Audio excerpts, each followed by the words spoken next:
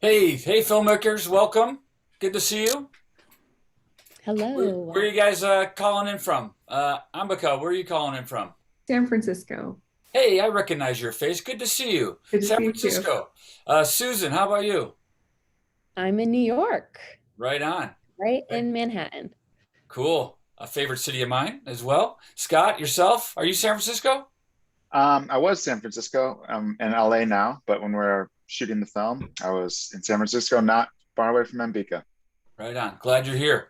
And Lynn, how about yourself? Where are you right now? Well, I'm actually in Los Osos right now, but I'm Okay, normally in Los Angeles. So, got it.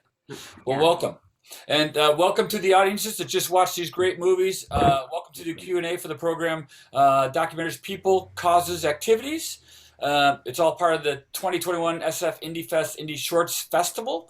And we're very fortunate to have these movies not only in our festival, but just made, and the filmmakers here to go and discuss them with us. I'm Jason Wallace. I am the Shorts Fest programmer. And let's have the filmmakers go around and introduce themselves and tell us a little bit about their movie. Maybe if you could, your name, the title of your movie, and briefly, quickly, the elevator pitch, what it's about. Scott, I'll start with you if I may. Yeah, the film is called Resurrection Artist, and it follows Matthew, who was a doctor and an artist. And he actually had a death experience body surfing. And then a couple of strangers found him basically, lifeless at that point, pulled him ashore. And that's when I started picking up his stories for the next year and a half or so. Kind of would he, first of all, walk again? Would he be able to get back to work as a doctor? And he was trying to kind of re-engage with an art career since he wasn't working as a doctor. And he also had a audacious goal to surf again within the year. Yes, excellent movie.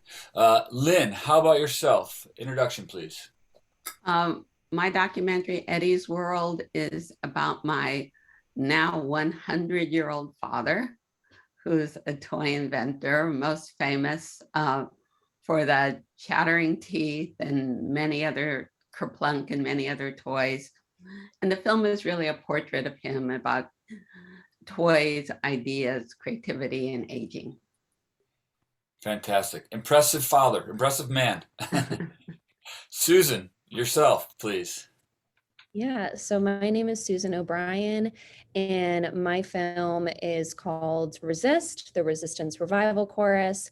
And it is about the Resistance Revival Chorus here in New York and how their message has really spread across the country to inspiring a bunch of other choruses that sing songs of protest and promote the quote by Toy Derricott, "Joy is an act of resistance." Fantastic. And wonderful singing in that film, for sure. Ambika, introduce yourself, please.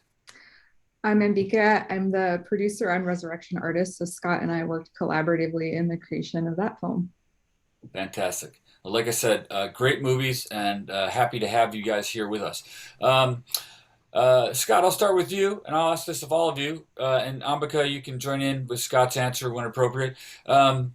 Where did it come from? Where did the star come from? The inspiration. How did the movie begin? Yeah, well, really, I was an avid surfer at Ocean Beach in San Francisco myself, and I had a good friend one day say, "Hey, were you out surfing on Wednesday or Tuesday? I can't remember the day." He's like, "One of my good friends like is in the hospital. He nearly died." And I was like, "Oh my gosh." And then I kept asking this friend, like, "How is your friend? How is he doing?" And months would go by, and he's like, "Well, he's still in the hospital, or he's out of the hospital." And I was like, "Oh my gosh," we thought maybe he was going to die, even though I never met him. And another few months go by, and he's like, "Yeah, he's working on some video thing." And I'm like, "Hey, I'd love to like help him, even though I'd never met." And so I went to meet Matthew, and what he was trying to do was document his art process, which you see a little bit of in the film. And I was like, "Well, I can help teach you how to edit, but if you just want to document your art and focus on your art, I would love to help you tell your story." So that's kind of how it started. And Ambika, how did you join in on the project? Well, Scott and I, we used to work together in an office job, and we've been longtime collaborators. And we were also both living in the Sunset neighborhood of San Francisco at the time. And I came to hear about this project that he was working on, and we both had inklings that this could be a bigger thing than it was at the moment when Matthew was working on it. So we decided to just combine forces and support each other in the creation of this film. Excellent. And hello there. You just joined us, but you're not too late. Thanks for coming in. I'll just have you introduce yourself right now since you just popped up. If you could say All hi, right. say your name and your movie, please. I'm Italia. It's so nice to see you all. My movie is Laugh Now, Cry Later. And briefly, real quick, what is the synopsis or what's it about? Essentially, it's just a journey of how women of color are harnessing their humor and their material and your creativity through the pain you experience or just anything you experience in your like positionality in life and how we kind of just render that into smarter and material that makes people laugh. Excellent. Where are you calling in from? I am in Los Angeles, California. LA's representing in this film festival quite well. Susan, if you will, please, the inspiration, where did the catalyst for this movie come about? Yeah, so it came from me seeing the Resistance Revival Chorus here in New York perform and not knowing exactly who they were, but wanting to be a part of them in some way. I also am a singer, so selfishly, I was hoping that they would have me sing with them. Hasn't happened yet, but yeah, I was just really empowered by them and their message and this portrait of all different types of women and non-binary individuals joining together in song on stage. And so I said to them, can I follow you around? And it ended up being 2.5 years of me documenting these movements that have taken place here in America through the eyes of this chorus. So it's been really, really special and empowering, and I've learned so much from that. Excellent. A beautiful film. Well shot, too. All these movies really well shot. Lynn, your movie also, I mean, I can kind of guess, but what made you do it? What was the inspiration and what made you get started? Well, it's interesting because, of course, I grew up with my father as a toy inventor, but I never really thought about making a film about him until I actually watched him as after my mother had died, watched him really kind of come back to life through walking and just kind of the way his own self-preservation and the way that emerged and all kinds of new ideas and projects. And so when I thought about that, I said, oh my God, the way to really tell this story is through his toys, and through his history as a toy inventor. So it started out in one way and really ended up being, a slightly different film. And you're a filmmaker. You're a lifelong Yes. filmmaker, if you will, right? And you Yes, yes. you didn't think of this sooner. I mean, he's right there, right in your home, so to speak. I know, isn't that crazy? I've always looked for interesting characters to tell stories about, and I think I just needed a little perspective to see my own father. I've never done personal documentaries, so it was like a little bit amazing to me that I actually never saw him in that way. But I think it's a better film because of his age. And I don't think that I could have made the same film, 10 years ago. Right. And so I believe actually that this was the right time to make this film. Sometimes movies seem to find their time, right? Exactly. They make themselves come to be, if you will. And Italia, if I'm saying your name correctly, I hope. What was your inspiration? What was your catalyst for your film? Yeah, so I started doing stand-up comedy when I was about 19. And as a Mexican American girl, and I like to call myself a Chicana as well because I'm born and raised in California, I feel like that just had a lot to do with anything I joked about or talked about, or once I finally got up on stage, like I realized that there's a comedy can you could be bullying yourself when you do your own stand-up. Like I know there's a lot of bullies on stage, but you could also be doing it to yourself just to get a laugh. So I kind of wanted to not get involved in that type of humor that hurt, but rather create more of a global community when you are trying to make other people laugh, and also make other Mexican girls laugh, make other Black and brown people laugh, and just kind of create that unity with us so that we're not alone. So when I was developing my comedy in college, 19, 20, 21, I wanted my humor and my material to start to rather educate, and just create that unity. So I was so excited to just kind of like get into that more, because I think we all saw this surge in comedy where more women were coming up, and then especially more women of color. And I just had to get on that train, and kind of make my message known that, like, This was your first film, right? If I remember, did you say that in the movie? it is my first film. Yeah. So what was the challenge of making a movie for you? My challenge, I think it just had to do with the fact that, um, I think the main one that I will point out is that, because it was about comedy, it was hard for people to take it seriously. So it was difficult to kind of get my point across to a lot of people that, like, oh no, this is academic work. I did this for my master's at USC, was my thesis.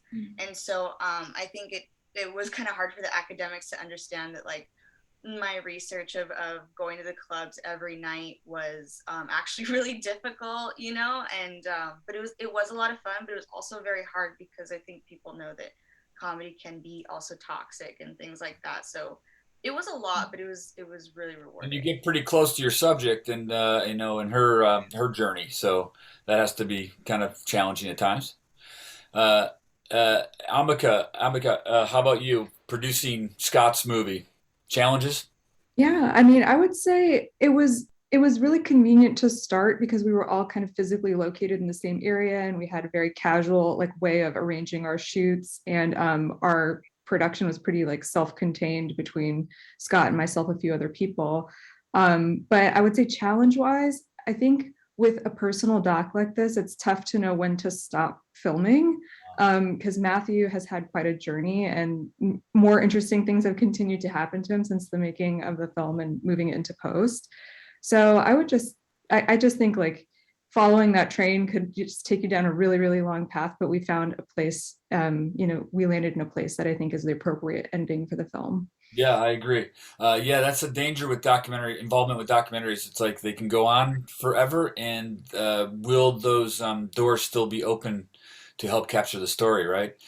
Scott, do you have anything to add to this question? The challenges for you making your movie? Yeah, I mean, I think Ambika did a good job of kind of summing it up.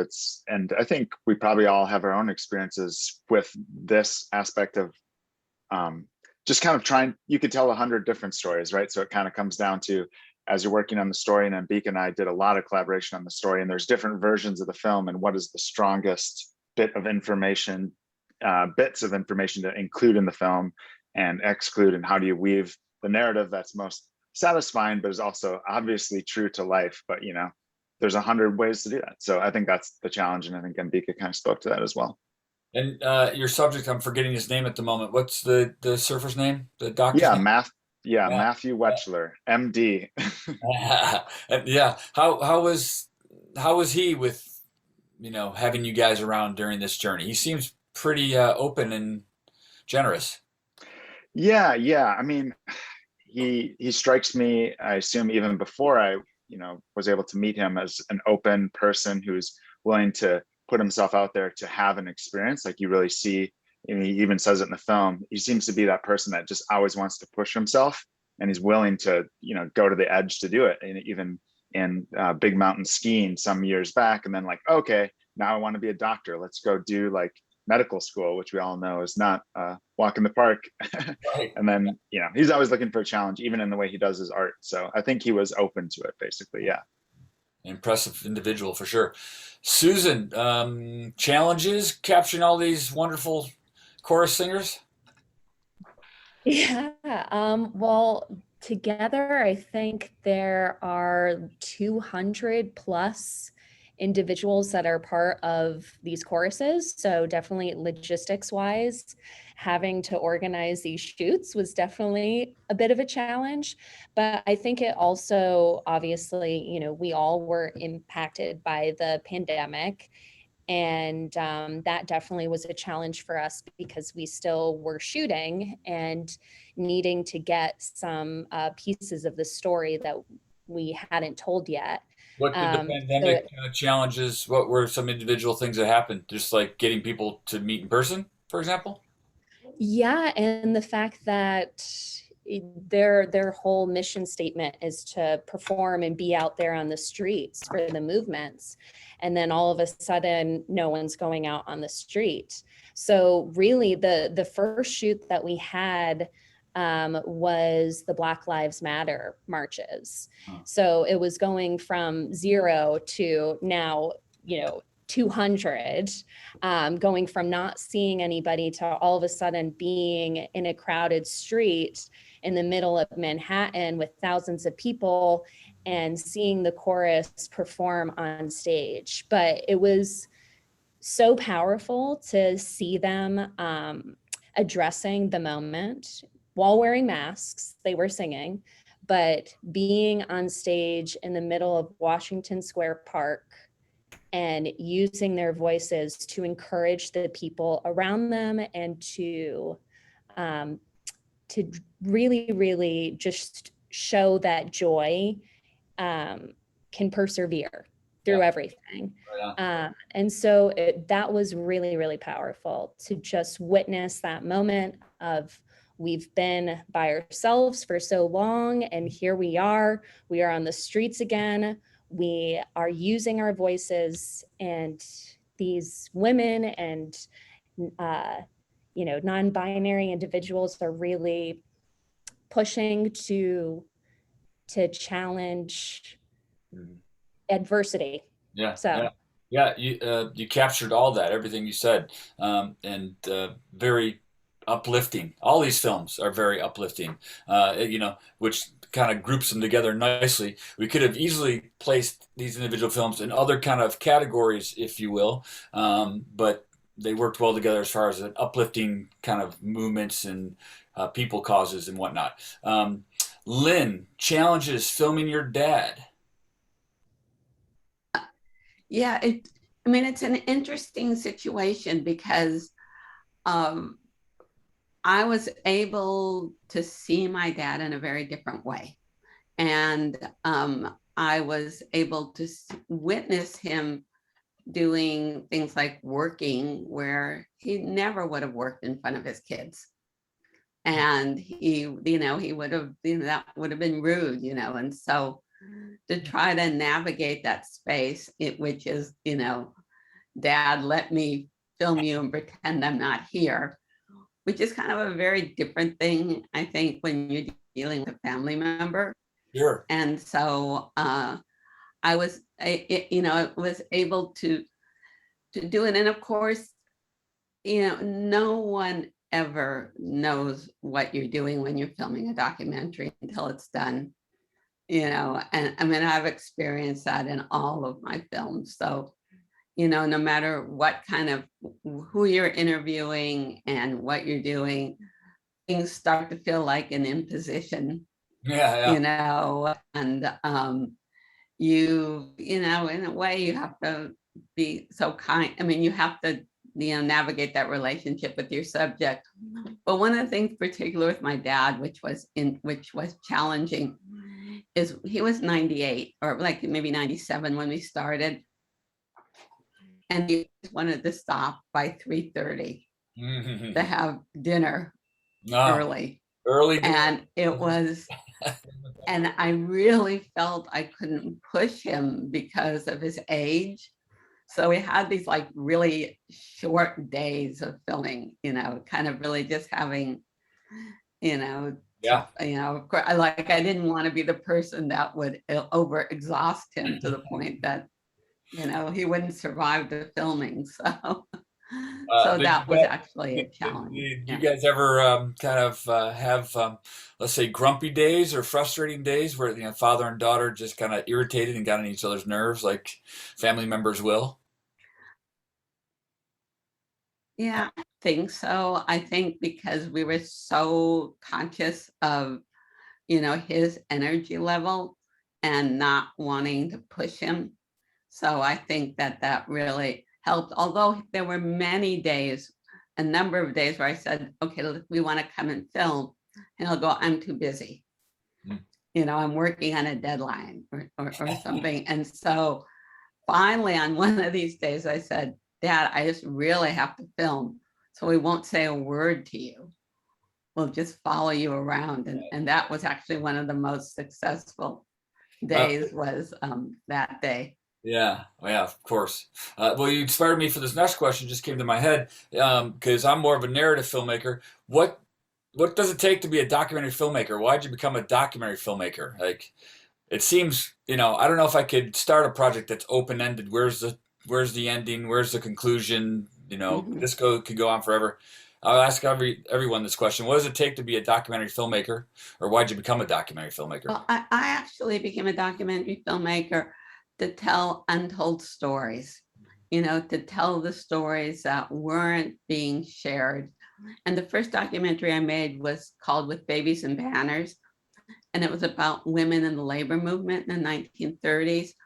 And it was nominated for the Academy Award. So that was a great way to start.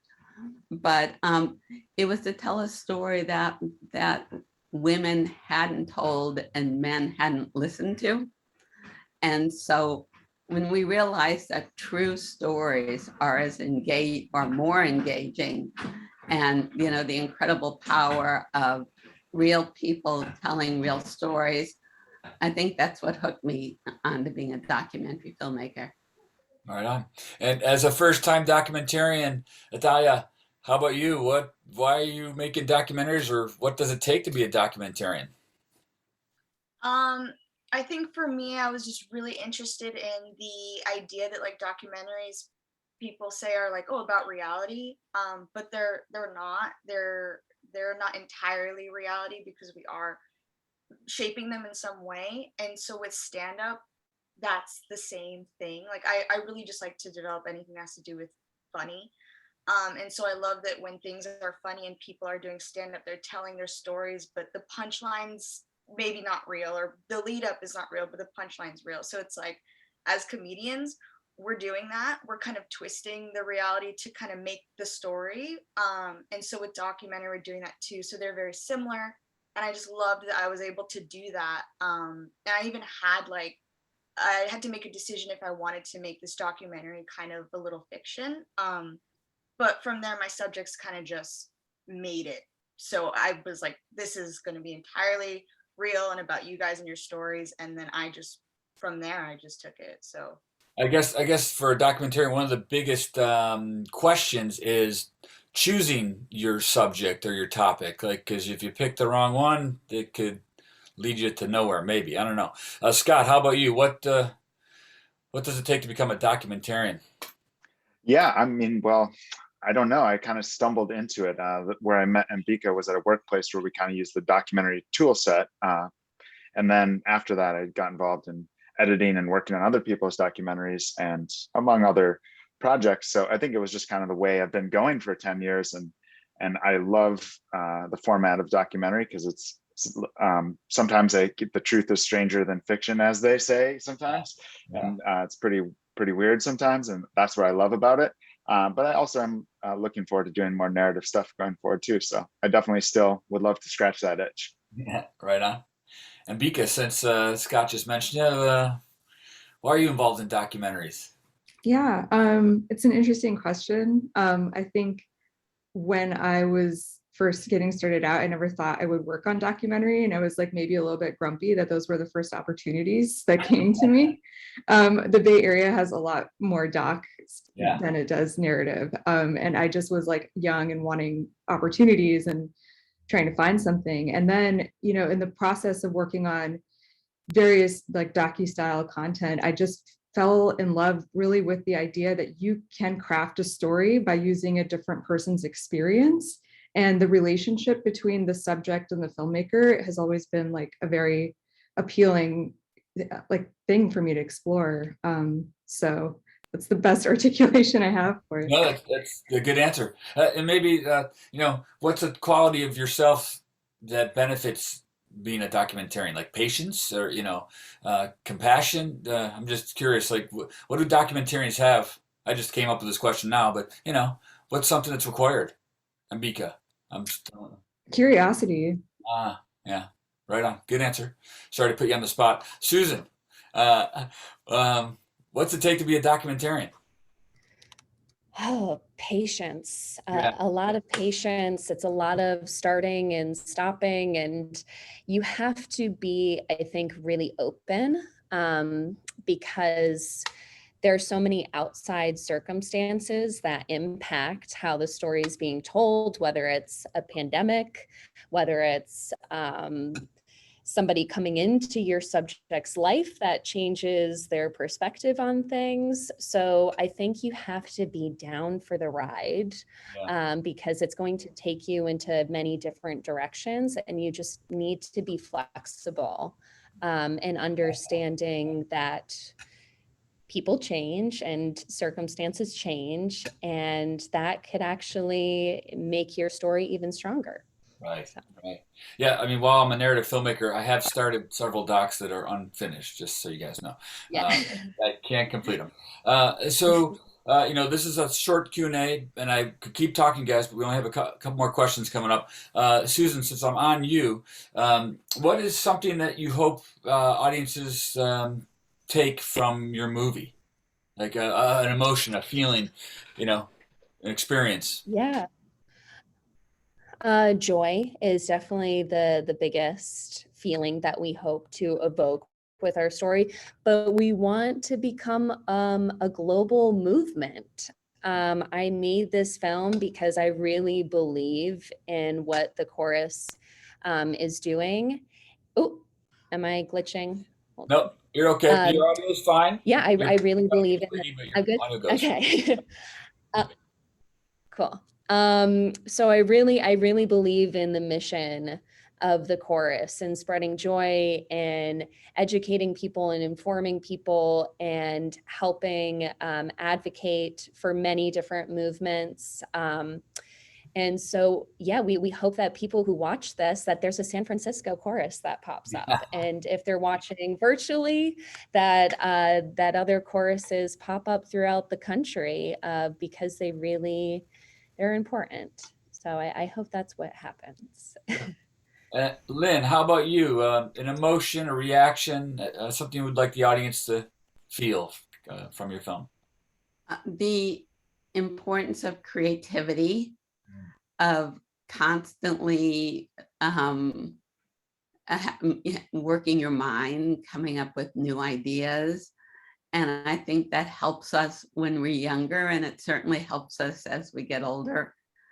And I think also the belief that, and I think we see this in, the films that that you have featured today, are the power to believe in yourself. Yeah. And, they're all wonderful characters, and they really have that power of belief that they can do what they believe they can do. And that's what sustains us and keeps us going. It's funny. I didn't think of this when I was programming your shorts, but I want to watch these movies together with my mom for some reason, or with my parents, or with a family member, just because there's so much power in all of them. Anyways, let me continue. Italia, I keep wanting to call you Laugh Now, Cry Later, because that's what your name says there. Something you hope to convey, have audience members leave with? I was muted. My biggest message would just be if we don't laugh, we die. So that's how dire it is for me. To just that laughing is universal, but I just think it's so important to laugh at yourself and all situations in a way, and just kind of find that that little fire and that light at the end of the tunnel. And I know that I focus on well, women of color, and it's a very specific group, but I mean, I hope that all people can watch it and take it for what it is and kind of apply it to themselves and like Yeah, keep for pushing. sure. Yeah, comedy is more important than ever, I believe. Um, Ambika, what do you hope audiences get from your movie? I think in our case, we were really lucky that we were able to tell it like a story of resiliency. And I definitely think coming out of this COVID era and looking at some new realities, like everybody could use a little bit of that, just that encouragement to keep iterating and going forward the way Matthew has shown us. Another thing this group of films do, I mean, very uplifting, positive, made me feel good. Scott, what do you want audiences to feel? Yeah, I mean, really to echo Ambika, it's like we had many discussions about this or something, right? Ambika together. No, Yeah. but totally that idea of resiliency, or I almost like how it's mentioned in the film, how I feel in the last year or two, we've all had things that happen to us beyond our control. And I think the film helps us Yeah, consider that. yeah, kind of timely and coincidental, relevant. So what's next for you, Scott? Yeah, well, several, doc ideas kind of simmering on the back to discuss, and then, What about that? as I What about mentioned, that I want to narrative work idea? on some What about that work. narrative you want to make? Exactly. That's I have these little scripts and stuff. I want to start shooting some short narrative films. So a few ideas bubbling there, and kind of exciting to switch the brain over into, storytelling from the start will be fun challenge. And Ambika, what's next in the lot for you? Yeah, I think between Scott and I, there are several email threads and text threads for me to go through and suss out different ideas. Interested in doing narrative as well as doc, and just exploring my skill set a little bit more. So. Focus, you guys, get on it. Susan, what's next? I'm doing a dance film that we're going to be shooting hopefully next month. And then I'm working on a narrative project as well. But if anybody has a doc that they want to do, that they want to hire a director for, I'm also available. Nice Shameless plug. Yeah, no, right on, right on. Lynn, what's up next for you? Well, I'm working on a couple of ideas, but at the moment, since my dad just turned 100, I'm really working on some projects with him that are not film related. I'm helping him put together a book of 100 of his 100-word stories. Wow. Like a 100-year-old man, 100-year-old publishes 100-word stories. I'm also working with him on a memoir. So I kind of feel those have become more immediate for me. Right. And just, kind of enjoying, what this film has done, and also what it's done, with him, and this kind of new recognition. So I'm, Right on. still working a lot on that. Yeah. And Italia, next for you? Yeah, so just kind of on the basis of healing, I've kind of really been interested in the idea of my next project being about how first, second, third, like multi-generational Latinas are focusing on plant medicine right now. And so I've just been really interested in it because in LA it's like all the rage. But kind of connecting to more of our indigenous roots, and going more towards just healing and medicine that has to do with what our ancestors used. And so I've just been really interested in that trend and what's been going on with that. So I feel like that's where I'm going to go. Cool, very cool. Well, good luck to all you. So, last question, parting words, last opportunity to say anything you'd like, or just give advice to future filmmakers. So, I'll continue with you, Italia. What's your last little message or anything you'd like to say? I would just say just do it. You have to the time is now, and like there is no other time. And I've definitely had the mentality of being younger and being like, oh well, there's always we don't, like, we just don't have the time. Like, it's now or Precious. never. You Yeah. have to do what's in your heart. You have to have the discipline. Discipline is really important. And I think that just being like disciplined for yourself and like what you want to do and just being on it, and being honest with yourself and what your dreams are. And you have to just like create those stories, make those visuals, show people the world the message that you're trying to show, because like we're here. That's it. Like we only have this. Right on. Well said. Ambika, last words, anything like that? I think it was just really well said. Like, I would just encourage everybody with an idea to, you know, scratch the itch and just make your film, like with by any means you have. And I also just would like to, you know, thank audiences for like showing up and watching our movies and being a part even of virtual screenings and stuff. It's been a tough time, but the community is strong. So I'm thankful for that. Very nice. Scott, anything you'd like to Yeah. add? Yeah, well, I'm just excited to be part of this film fest and have a hometown screening in San Francisco. And in addition to Matthew's really inspiring story, still continues to motivate me these days, you know, day in and day out. But I just love that we can show up maybe a side of San Francisco that's right in everyone's backyard that maybe they're not so used to seeing. So Right thanks. on. Sure. Yeah. Oh, great having you guys here. Lynn, last message to your audiences? Be creative, use your mind, come up with ideas. And, you know, documentaries are all about storytelling, and all around us are wonderful, great stories. And I think we should embrace the stories around us and share them with the world. Indeed. True. Susan, last but not least. I feel the weight. No I feel the pressure. pressure. I mean, ditto on everything that everyone else has said so eloquently. And I would just say, don't wait for permission to do the things that you want to do.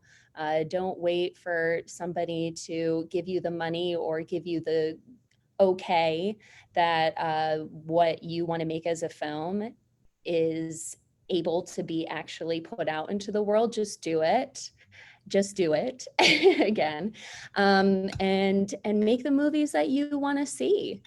Right on. That's it. Well, fantastic words, parting words, everybody. I'd love to be doing this in person with you. I'm sorry we're not, but I do appreciate you taking the time to be here today in this Q&A, and so do your audiences. We're lucky to have you with us and to have your movies made.